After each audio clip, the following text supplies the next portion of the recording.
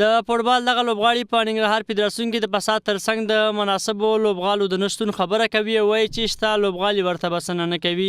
دوی زیاتوي کوم میدانونه چې شته هغه ته هم سمه پاملرنه نه کیږي. فکر نه کوم خو دا خبره ده چې زیاده دوی ته هم کومک کیږي. نه پوهېږم چې فدراسیون کې مشکلات شته او که هغه کې فوټبالرانو کې مشکلات یا تینرانو کې مشکلات شته. په دې باندې زه هم نه پوهېږم چې دومره کرکټ ته دومره په لنډ وخت کې دومره هغه ورکول شوله کومک ورکېدل او دومره لوړ هغه ته ورسېده. همدا وجه چې هغوی ته کومک کېږي او موږ ته به کومک هم کېږي خو د ننګرهار فدراسیون کې بس یو مشکلات دي.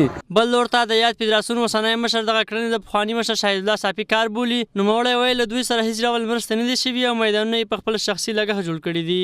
خو دا خو رښتیا خبره کوي، دا خو واقعیت خبره ده. پخوانی رئیس چې دلته لوی غلو نه یې په میدانونو مصرف کړی او نه یې په بل کړی او نه یې په بل.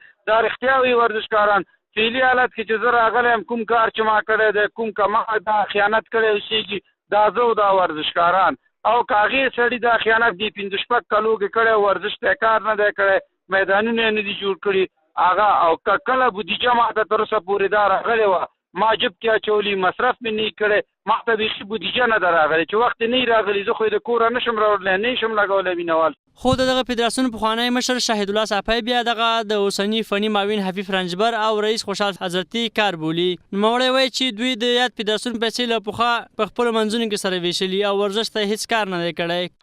د نن نه تقریبا 15 یا الی شپږ کاله مخکې د فوټبال د فدراسیون نماینده د حفیظ رنجبر په نامه باندې کله به چې دغه 3000 روپۍ د فدراسیون په نامه یا د فوټبال په نامه د ننګرهار فوټبالرانو ته راتلې تیر امیر ورزشي خوشحال حضرتي او حفیظ رنجبر به دا پیسې په خپل منځ کې نیمولې. دا په داسې حال کې ده چې په دې وروستیو کې په مرکز او ولایتو کې د فوټبال د فدراسیون په سر ناندرۍ په زیاتېدو دي.